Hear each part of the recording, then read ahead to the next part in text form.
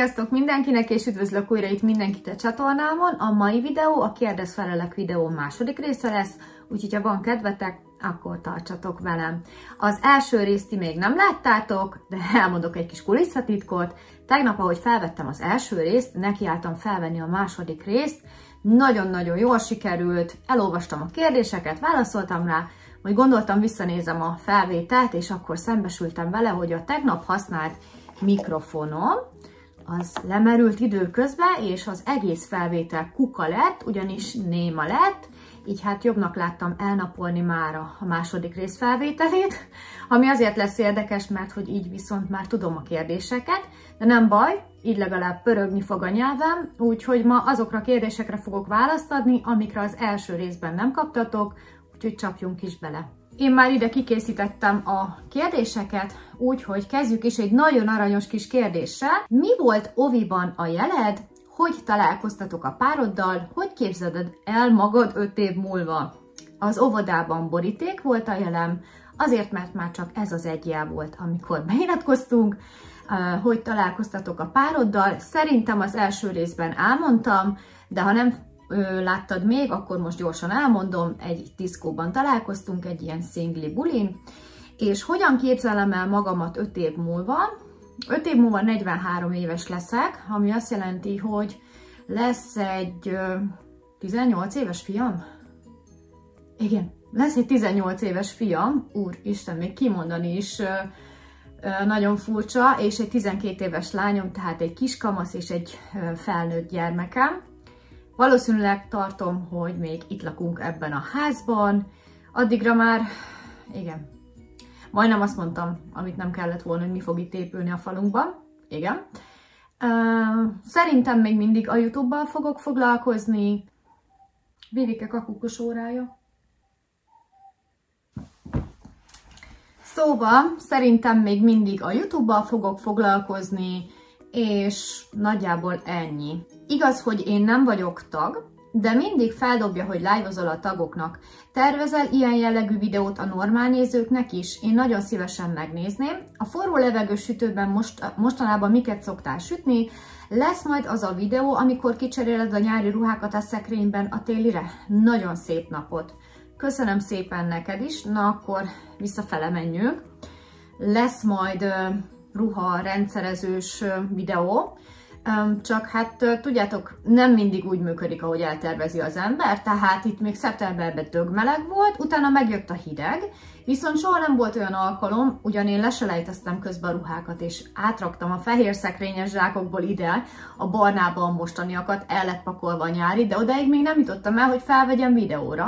Ráadásul a héten 22 fok lesz, nyilván már nem fogok hordani nyári ruhát, mert reggel hideg van, de igen, visszatérve lesz, csak nem tudom mikor. Mikor lesz egy olyan alkalom, amikor az összes ruha itt van a szekrényben, és nincs egy se a szennyesbe, szóval ezt nagyon nehéz összehozni, de fogok készíteni.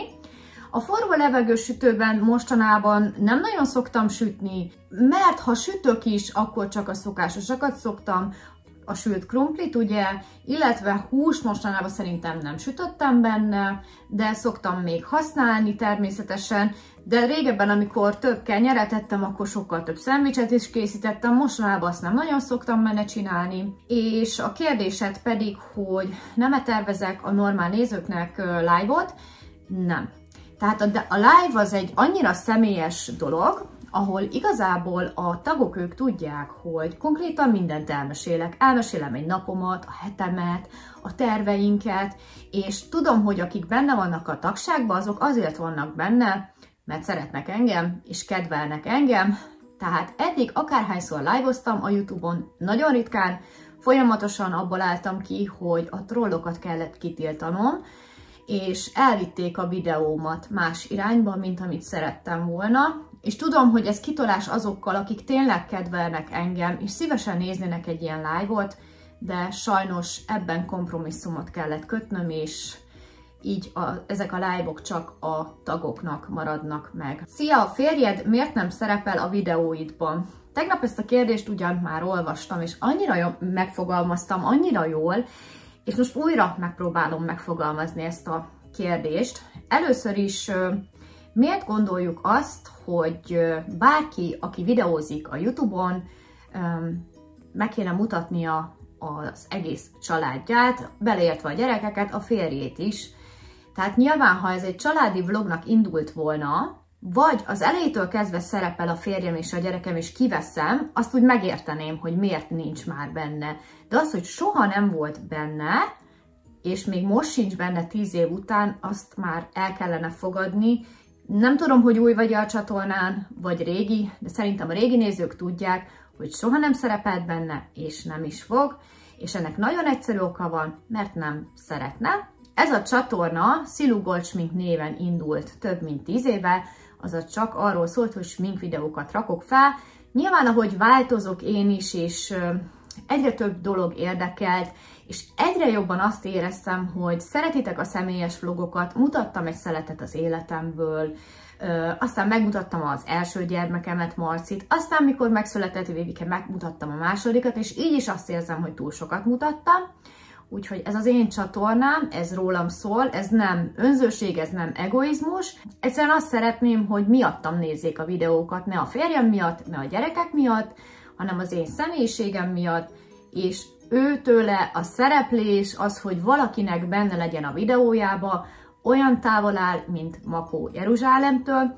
Én tudom, hogy nagyon-nagyon sok anyuka beleviszi a gyerekeket, a tengeri hörcsögöt, az aranyhalat, a férjét, a keresztapát, a nagypapát, és tudom, hogy ez bizony nagyon szimpatikus a nézőknek, de van egy pont, amit már nem akarok mutatni, és nem is fogok, ezek a gyerekekre értendő, de a férjemet pedig abszolút soha nem. Nekem soha nem jutott eszembe, hogy azt mondjam neki, hogy gyere már a videóba, vegyünk már fel egy időhol videót közösen, mert nagyon sokan néznék, vagy figyelj csak, gyere már, pusziljál már, meg rakjuk már be a videóba, milyen jól fog mutatni. Tehát, hogy nem akar szerepelni, én ezt tudom, elfogadtam, és ezt nektek is el kell fogadni. Szia! Nem hiányzik a munka, hogy emberek között legyél. Én értem, hogy ez is egy munka, de más, amikor veled is pörög az élet, és szociálisan még el is vagy zárkozva, és csak az online tér van. Gyerekek után én például várom, hogy újra dolgozzak, és hogy ne csak itthon vagy néha barátokkal legyek. Te hogy találsz egyensúlyt? Csatornádat hogy látod előle 2-3 évre? Sok megkeresés kapsz? A mai inflációval megbirkózik egy youtuber fizetése? Köszönöm a válaszodat. Na most akkor menjünk vissza ide az elejére. Nem hiányzik a munka, hogy emberek között legyél? Nem.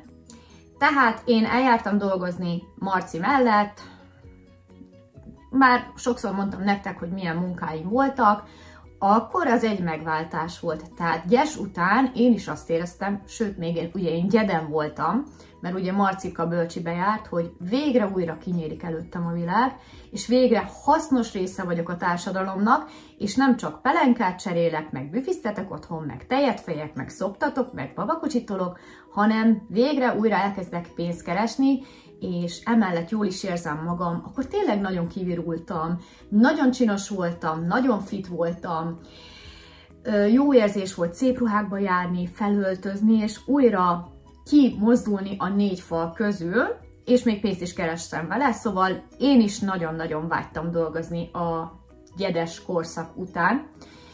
Viszont most már nem vágyok rá. Meg is mondom, hogy miért, mert az előző videóban ugyan mondtam, hogy lehet, hogy ez egy magányos munka, de én szeretek egyedül dolgozni, és abszolút nem unatkozom. Nekem ez az itthoni 8 óra, amit egyedül töltök a gyerekek nélkül, nagyon-nagyon hamar eltelik, mert sokan nem gondolnák, hogy mennyi időbe telik egy ilyen videó felvétele, vágása, feltöltése és beállítása. Ugyan lehet, hogy ti csak fél órát láttok belőle, ezek több órás, van mikor több napos munka is, hiszen nekem is van mellette dolgom. És pont ezért nem is hiányzik a rendes munka, mert rengeteg mindenre van időm, és amikor akarom. Tehát csak azért eljárni, dolgozni, hogy legyen társasági életem, igazából nem igénylem. Ha annyira beszélgetni akarok bárkivel, akkor itt van a Facebook, itt van a Messenger, alapból is sajnos most már olyan világ van, hogy ott éljük ezt a szociális életünk nagy részét, és amikor dolgoztam is munkahelyen, nem volt időm pletyizni, vagy beszélgetni ott másokkal, maximum ebédszünetbe, tehát azért a napi 20 perc beszélgetésért nem igazán cserélném le ezt a munkát. A csatornámat úgy látom előre 2-3 évre, hogy szerintem addigra meg lesz a 30 000 feliratkozó, igaz lassabban haladok, de nem a számok motiválnak igazából. Természetesen még mindig gyártani fogom a YouTube videókat. Az, hogy milyen fajta videók lesznek, az még változhat, hiszen én is változok. Úgyhogy nagyjából ennyi a 2-3 éves tervem így a csatornával kapcsolatban előre. Volt még egy ilyen kérdés, hogy te hogyan találsz egyensúlyt? Hát nagyon egyszerűen, nekem délután 3-kor ez a laptop lecsukódik, ami azt jelenti, hogy 9 és 3 között csak a YouTube-bal foglalkozom és a YouTube videókkal. Nyilván természetesen mellette beindítok egy mosást, vagy csinálok egy gyors ebédet, de nekem ez az, ami a mindennapjaim részét kiteszi. Jókoszos a laptop, 3-tól ezt elengedem, és csak arra koncentrálok, ami a házzal kapcsolatos teendők, aztán megyek a gyerekekért, utána pedig velük töltöm a délután, szóval így meg tudom találni igazából az egyensúlyt. Sok megkeresést kapsz? Nem tudom, hogy más mennyit kap, és nem tudom, hogy mi számít soknak, de a nyáron nagyon sok megkeresésem jött, mivel nem volt opció az, hogy én ezekkel foglalkozzak, most ősszel írtam vissza. Egyszerre volt 10 e-mail, nem tudom, hogy ez soknak számít, vagy nem. Ebből 3 együttműködés jött létre. Nagyon sok megkeresés van, ami nem valós, kamu. Nyilván ezeket is szűrnöm kell, és nagyon sok olyan van, ami nem releváns számomra. Például tisztítószereket akartak küldeni, akkor volt olyan, aki ékszert akart küldeni, tehát csak azért, mert ingyen van, nem fogom elvállalni, hogyha nem illik az én imidzsemhez. Most például elvállaltam ugye egy ruhás videót, ami nagyon tetszett, szóval hiába van sok megkeresés, igazából nem az számít szerintem, hogy milyenek, hanem hogy milyen cégekkel dolgozhatok együtt, és hál' Istennek mostanában elmondhatom, hogy ugyan nincs sok megkeresés, amit elvállalok, de akiket elvállalok, azok szívből jönnek, és nagyon lojális cégek. Inkább erre fektetem most a hangsúlyt, és nyilván, hogy olyan terméket vállaljak el, amit én is szívesen reklámozok és használok. Jöjjön a következő, az utolsó kérdésed. A mai inflációval megbirkózik egy youtuber fizetése? Hát az az igazság, hogy tényleg nagyon elszálltak itt az árak. Én tök mindegy, hogy mennyit keresek így youtuberként, vagy mennyit kerestem alkalmazotti viszonyban. Én mindennek megnézem az árát, szerintem tudjátok. Nyilván nem szoktam éhezni, de ha nem muszáj egy olyan dolog, amire nincs szükségem, nem veszem meg. Most nem csak élelmiszerről mondom, vagy bármiről. Viszont ezt az inflációt, ezt már nagyon nehéz követni, tehát akárhol vásárolunk, mindenhol drágaság van. Nyilván az ember próbálja figyelni az akciókat, de ez rengeteg plusz időt vesz el. Hát próbálok ebből a fizetésből úgymond megélni, és hogy mindenre jusson, nagyon nehéz. Viszont az, hogy egy youtuber fizetése mennyi, ez rengeteg minden befolyásolja, úgyhogy erről nem tudok nyilatkozni, mert van olyan youtuber, aki 10-szer annyit keres, mint én, vagy lehet olyan, aki még a felét sem, úgyhogy igazából ez változó, hogy ki mennyit keres, és hogy mennyire tudja beosztani azt a pénzt, mert ez ugye a másik eset, hogy hiába mondjuk van egy youtuber, aki baromi jól keres, és mégse tud megbirkózni ezzel, mert szórja a pénzt minden vacakra, ellenben egy olyan, aki kevesebbet keres, és mégis figyeli mondjuk az akciókat. Jöjjön a következő kérdező. Szeretnétek-e egyszer elköltözni egy nagyobb városba, faluba esetleg? Na ez volt az első kérdés. Hát figyelj, nincs így most tervben, hogy mi most elmegyünk innen, esetleg pedig lehetne rá okunk, ugye az akkumulátorgyár itt épül a közelünkben, de nem fogunk elmenni. Tehát itt ebben a kis faluban, ahol lakunk, ami igazából majd csak olyan, mint Budapest szélén, ha laksz, nem tudom, Budapest egyik kerületében, mondjuk laksz Dunakeszibe. Na hát ez kb. Ez olyan ez a falu, szinte egybe van nőve Debrecenben, és itt minden van, ami kell, kivéve tényleg a nagy bevásárlóközpontok, tehát ezt a falut nem úgy kell elképzelni, hogy tanya, meg tyúkok, meg konkrétan itt szerintem már senkinek nincsen ilyen állat. baromfi talán egy-két embernek, de hogy ez a falu jelentés, ez már túlnőtte magát, lassan egy kisebb város leszünk, mert nagyon sokan laknak itt, és tényleg nagyon fejlődött a kis falunk az elmúlt években, úgyhogy igazából mi nagyon szeretünk itt lakni. Jó helyen vagyunk, jó környéken lakunk, van minden, mindenki kedves, minden van tényleg itt, úgyhogy abszolút nem tervezünk innen elköltözni. Terveztek-e kutyust, esetleg a gyerekek nem ezt szeretnének? Ugye nekünk volt kutyánk, Lili, sajnos hát betegségben meghalt, valószínű, hogy ilyen túltenyésztett faj volt, nagyon a szívünkhöz nőtt, és akkor úgy döntöttünk, hogy mi megmaradunk ezen a macskágon, úgyhogy most egyelőre 3 macskánk van. Emiatt se szeretnénk kutyát, nyilván van olyan kutya, ami bír a macskával, de hogy egy kutyával nagyon sokat kell foglalkozni őszintén, sétáltatni kell vinni, össze kell szedni a kutyaszart, tehát mi ehhez túl kényelmesek vagyunk, nekünk a macska az ideális kis házi állatunk, imádjuk is őket, kevesebb gond is van velük, úgyhogy egyelőre nem szeretnénk kutyát. Szeretnél-e váltani rendes bejárós munkahelyre valamikor? Ezt szerintem már többször kifejtettem, nem. A gyerekeket soha többet nem fogjuk látni a csatornán? Hát most úgy néz ki, hogy nem fogjátok látni, mivel hogy benne van a mondatban is, hogy gyerekek, tehát én vagyok értük a felelős szülő, és lehet, hogy amikor kisebbek voltak, megmutattam nektek. Szerintem 2-3 éve nem nagyon látjátok őket, és baromira sokat változtak, tehát ha mondjuk elmenne melletted Marci vagy Vivi, nem hinném, hogy megismernéd már őket, mert abszolút nem úgy néznek ki, és ez a szerencse, hogy időben kivettem őket.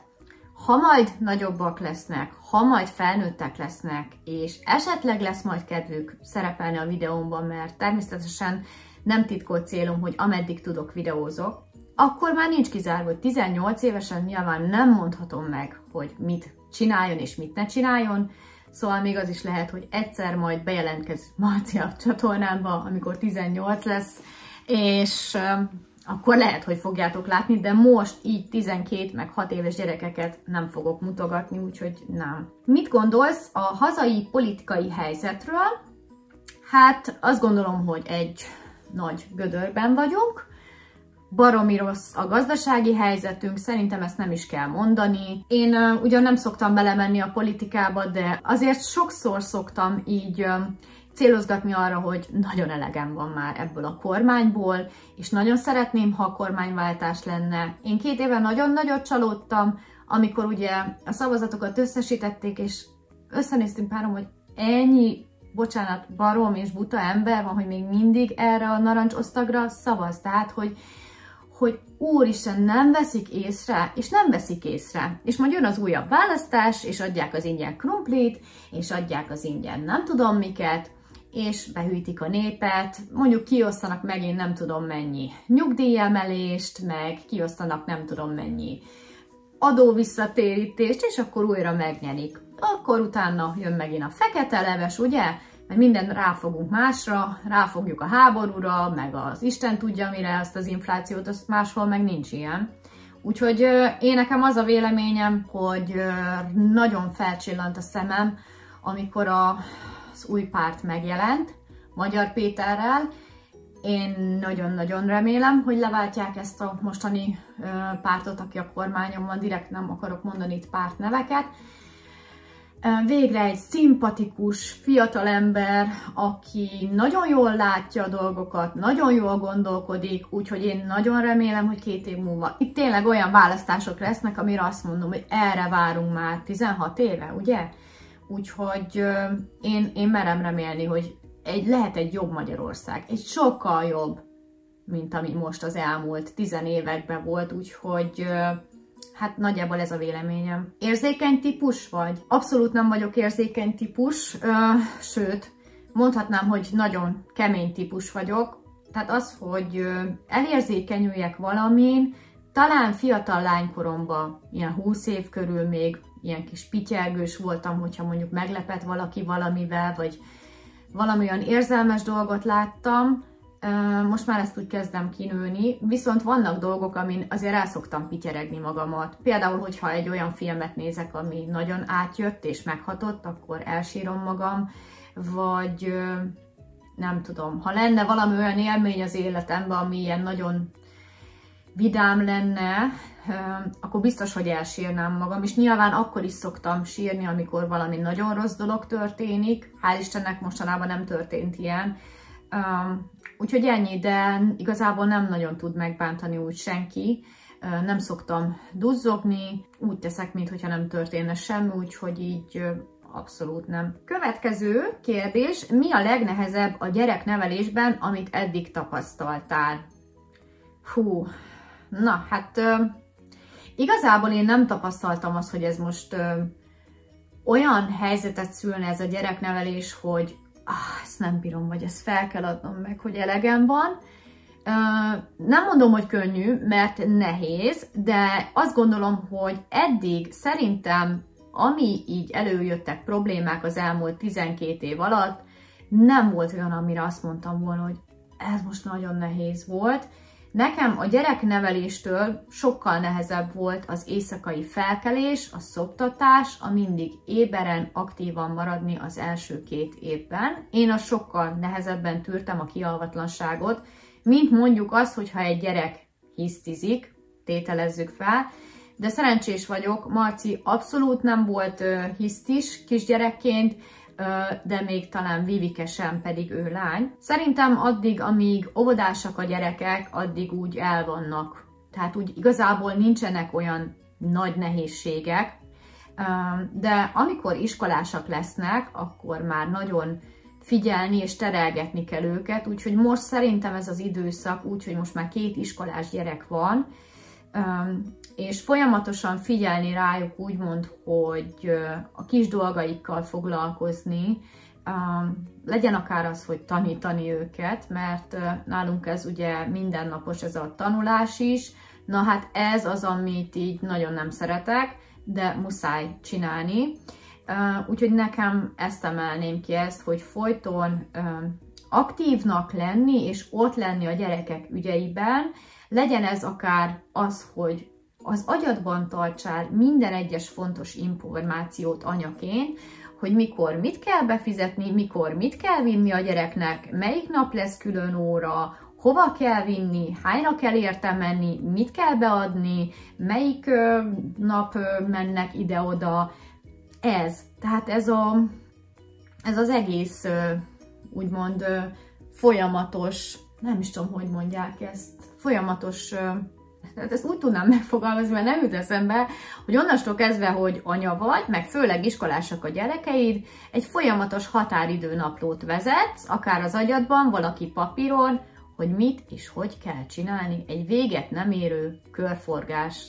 Ez nagyon-nagyon sokszor van az, hogy éjszaka arra kelek, hogy úristen, beraktam azt, úristen, holnap ez lesz, és néha ezen túl stresszelem magamat igazából. Következő kérdés, milyen céljaid vannak a jövő évre?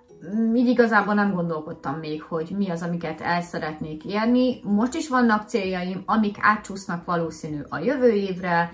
Például van egy olyan célom, ami nem feltétlen a jövő év, de az elkövetkezendő 4 évben szeretném lecserélni az autómat egy jobb és egy újabb kocsira, tehát nem szeretnék már 26-7 éves kocsival járkálni, tehát ez is egy ilyen kisebb célom. Szeretnék eljutni Rómába, vagy akár most már Nápoly szóba jöhet, ugye a pizza városa, illetve szeretnék tengerpartra is menni, szeretném ugyanúgy továbbvinni a csatornát, és jó kis videókat készíteni, úgyhogy nagyjából a céljaim azok megvannak, már csak teljesíteni kell őket. Mondtad, hogy nem vagy vallásos, mi miatt döntöttél így? Én ebben most nem megyek bele, mert az előző részben szerintem egy bő 5 percet szenteltem ennek, úgyhogy ne haragudj, majd ott nézd már vissza, mert most nem kezdem el ugyanazt mondani, mert tényleg csak ugyanazt tudnám elmondani. Jól vagytok? Gyerekek nem lettek még betegek? A szokásos szeptember végi taknyosságra gondolok. Vivian jól érzi magát a suliba? Köszi szépen, jól vagyunk. Nem betegek, Vivike amúgy tényleg egy picit taknyos, de egyébként semmi extra, tehát itt az iskolában így simán lehet menni, azért mert mondjuk egy picit folyik az orra, Marcinak semmi baja, Vivike nagyon jól érzi magát az iskolába, nagyon szeret járni, nincsen vele probléma, magatartásban is nagyon jó, tanulmányi eredményben is, ha lehet így mondani, hogy egy hónap alatt, nagyon szorgalmas, szereti a barátait, nagyon jól érzi magát, rengeteg élménnyel jön haza, úgyhogy nagyon szuperül indult ez az évkezdés, ez az egész iskolásdíj, úgyhogy nagyon-nagyon jól érzi magát. Szia Szilu, én arra lennék kíváncsi, hogy tetszik-e Vivikének az első osztály, jól érzi magát az iskolában? Akkor én ezt most nem válaszolom meg még egyszer, mert az előbb már kérdezték. Na, akkor menjünk tovább. Szia, sosem gondolkodtatok el azon, hogy összeházasodjatok? Nekem is volt egy időben ilyen korszakom, évekig szajkóztam a páromnak, hogy nem akarok házasodni, ő teljesen megbántódott, hogy valószínűleg nem is szeretem annyira, mint amennyire ő engem. Azóta 9 éve összeházasodtunk, és nem bántam meg. Fun fact, barátnőm nagymamája mondott egy bölcsességet, csak olyan férfihoz megy feleségül, aki jobban szeret téged, mint ahogy te őt.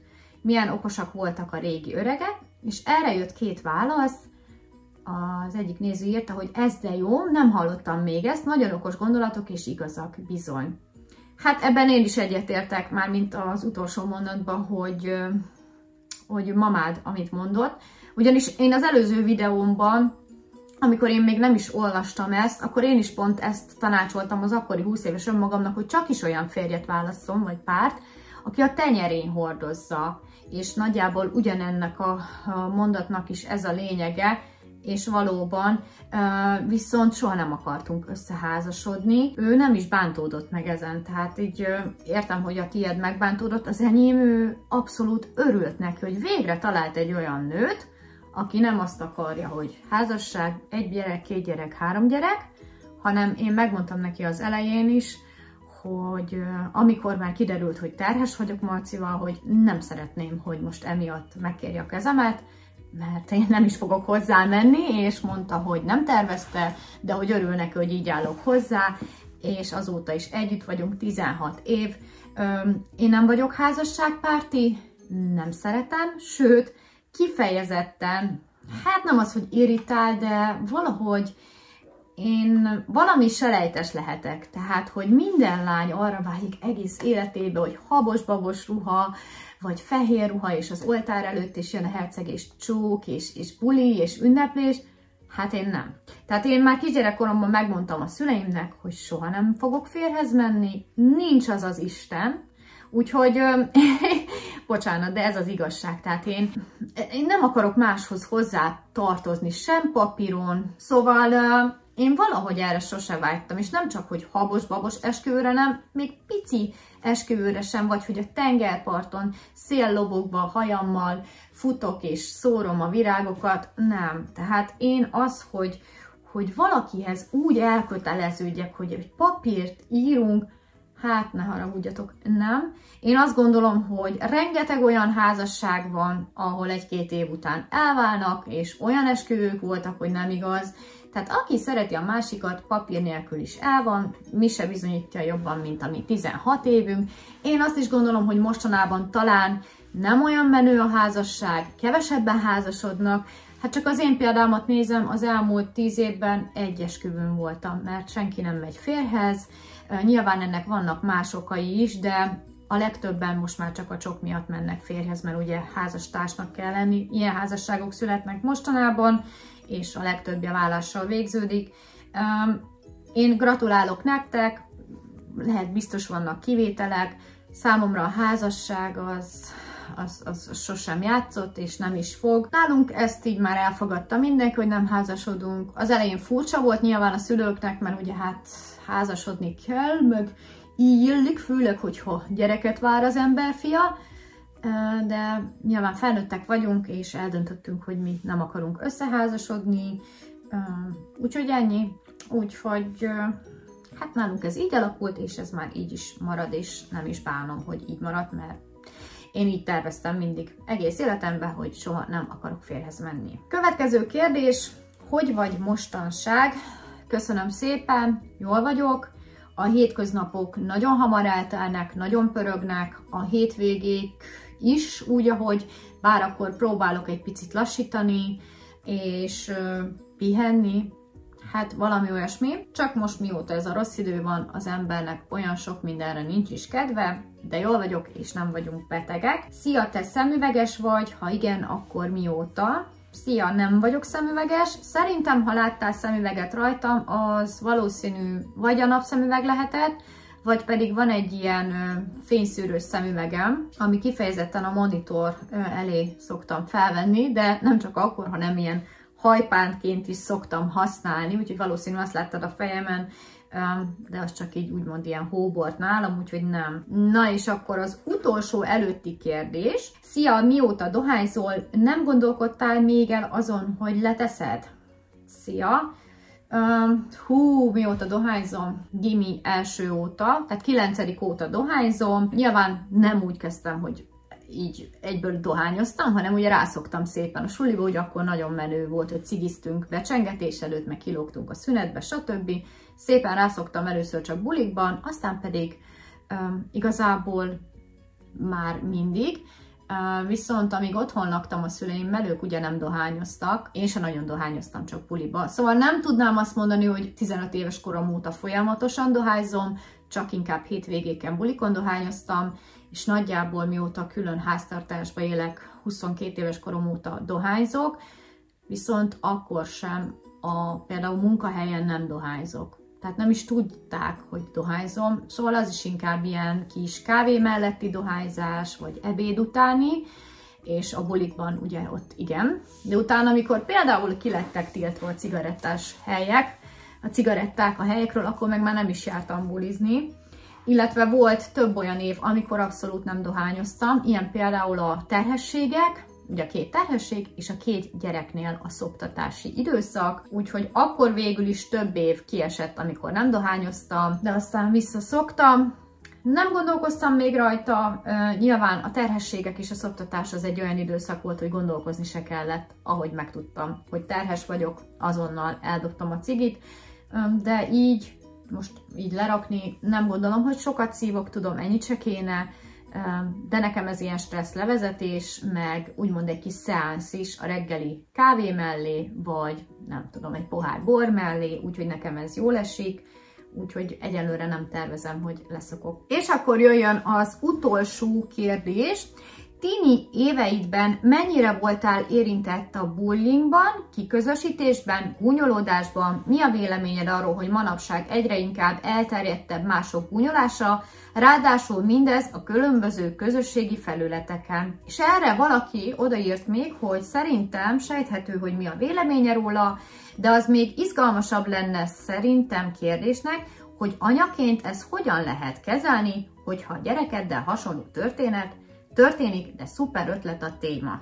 Na jó, akkor kezdem a legutolsó kérdéssel. Anyaként arról nem tudok beszámolni, hogy bármelyik gyerekemet érte volna bármilyen kiközösítés. Nyilván előfordult az, hogy hazajött Marci vagy Vivike, és azt mondta rám, hogy mit tudom én mi, ilyen kis, mit tudom én, csúnya hajam, vagy apróságok, ami természetesen nem egy nagy dolog, elmondta a gyerek, és mondtam, hogy ne foglalkozz vele, mert biztos csak tetszel neki, vagy nem kell foglalkozni vele, mert akkor úgyis abba hagyja. Olyan szerencsére még egyik gyerekemmel se történt, hogy akár lelkileg terrorizálta volna bárki, vagy fizikailag bántotta volna, de én mindig azt mondom a gyerekeknek, hogy ők ne bántsanak senkit, ne csúfoljanak senkit, mert senki nem tehet arról, hogy szemüveges. Mert ugye a gyerekek mindenbe belekötnek, hogy nem tudom, honnan származik, kihez vonzódik. Tehát ezt azért úgy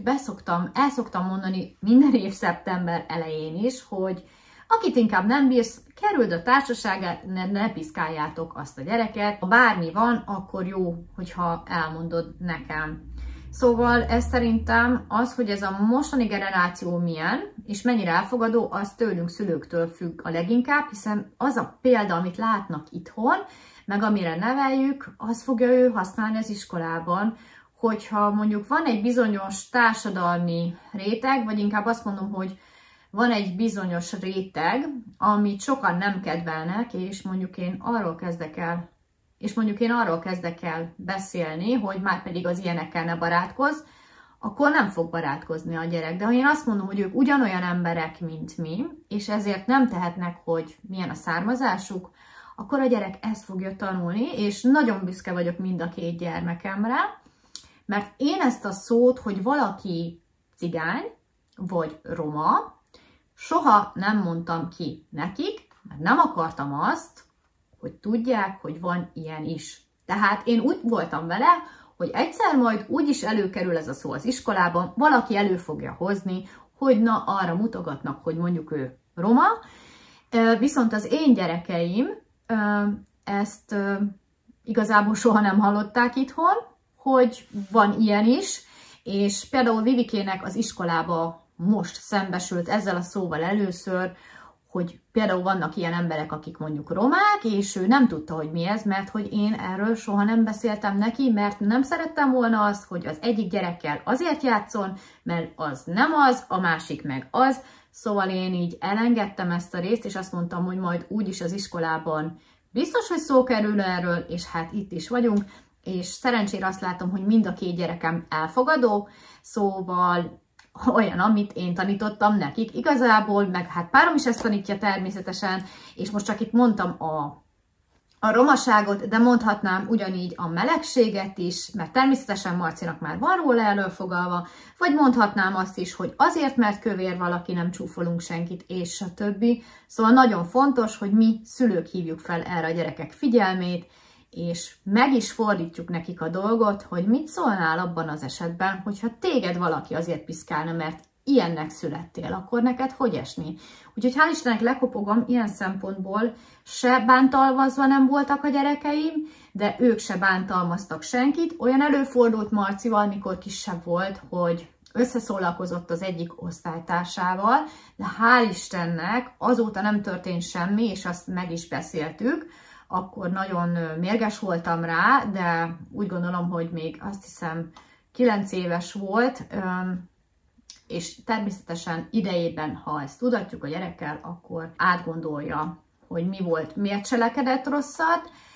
Egyébként ott nem erről a témáról volt szó, tehát nem ilyen megkülönböztetés volt, hanem úgymond egy kis szivatás volt. Az egyik osztálytársukat megszivatták, és Marci is részt vett benne, mert hogy igazából akkor is vétkes vagy, hogyha nem te követed el azt a dolgot, hanem úgymond falazol a bűntársnak, és állsz, és csak nézed, hogy mit csinál a másik.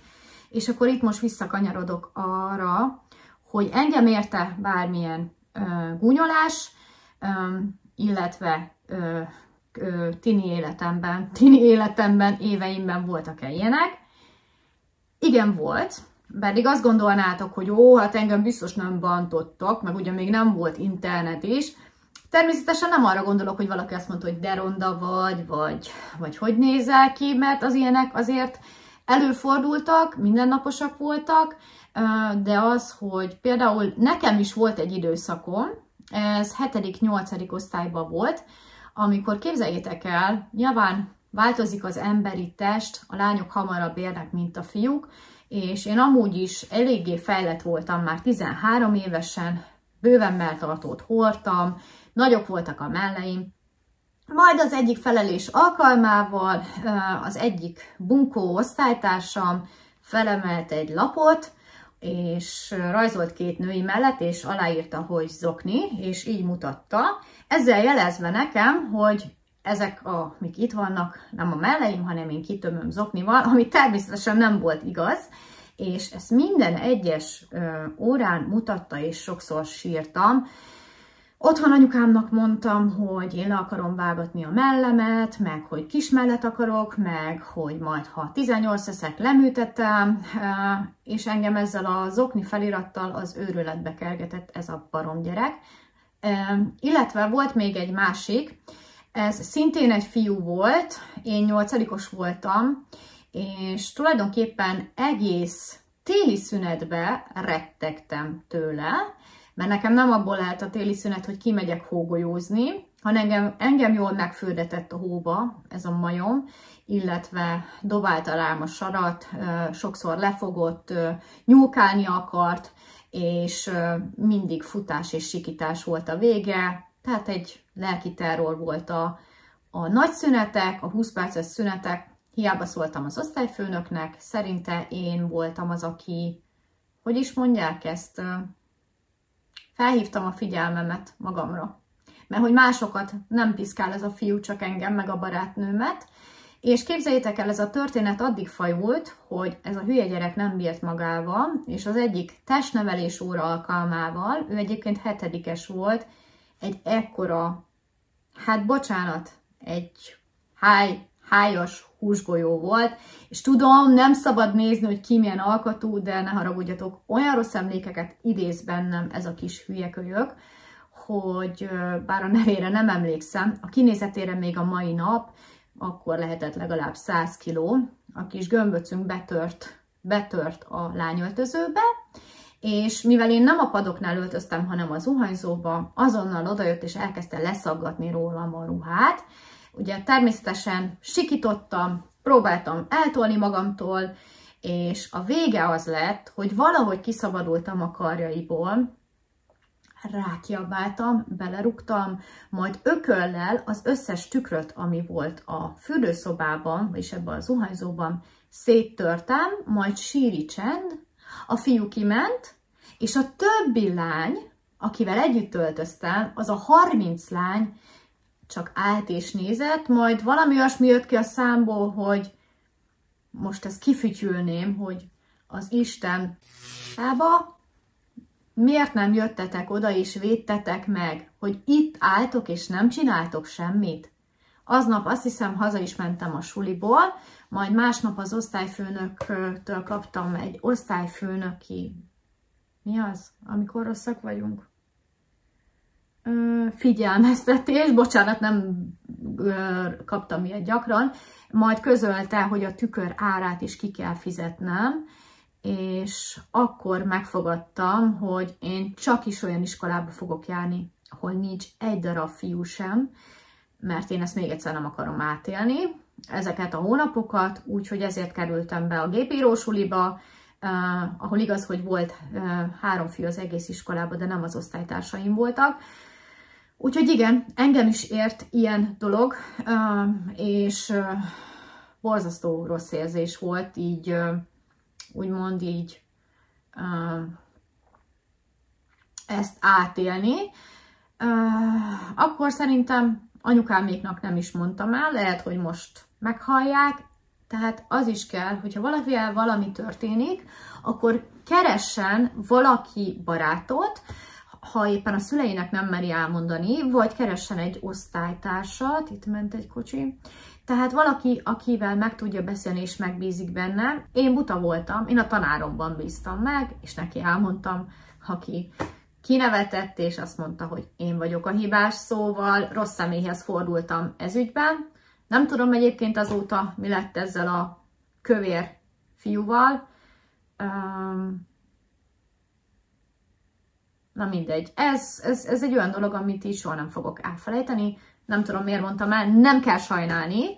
Hál' Istennek nem gondolom, hogy bármilyen hatással lett az életemre ez, de akkor azért nagyon-nagyon rossz volt az, hogy tényleg valahol elvesztettem a bizalmamat a fiúk iránt. Igen.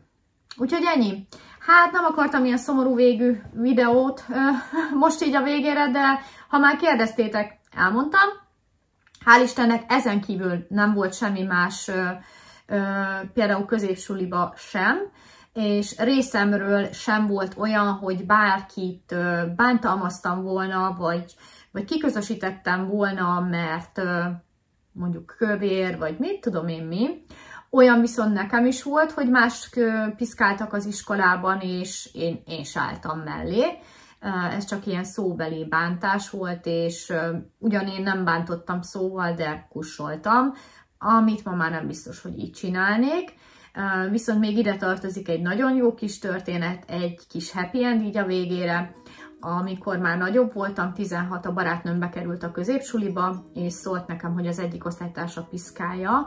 Én pedig felmentem, mivel én már 10-es voltam, ő pedig csak 9, és csak annyit csináltam, hogy beálltam ide az ajtóba, és akkor mondom, melyik az a lány, aki piszkálta a barátnőmet? És amikor felelt a hátsó padból egy 2 méteres lány, na jó, annyi nem, de egy 1,80-as, és kétszer akkora testtel, mint én, akkor kicsit lepadlóztam, de már nem volt idő semmire. Ott már kezdődött a cica harc, hajtépés, minden volt. Mind a ketten kaptunk egy-egy szaktanárit, vagy osztályfőnökit, de akkor a barátnőm nagyon büszke volt rám, hogy annak ellenére, hogy megijedtem tőle, életem első idézőjelben verekedése volt. Hát egyikünk sem nézett ki utána jól, teli karcokkal és kevesebb hajjal, viszont öröm az örömben, ugye? Öröm az örömben, hogy a barátnőmet soha nem piszkálta, és azt a 4 évet úgy járták le, hogy jó barátnők lettek. Úgyhogy legyen ez a végszó ebben a videóban. Mindenre van megoldás, nagyon szívesen beszélgetnék amúgy még erről a bántalmazásos témáról, mert szerintem sajnos mostanában nagyon elterjedt. Úgyhogy ennyi lett volna már ez a videó. Ha tetszett nektek, dobjatok egy lájkot, és ha nem tettétek, még iratkozzatok fel a csatornámra, találkozunk egy következő videóban. Legyen szép napotok, sziasztok!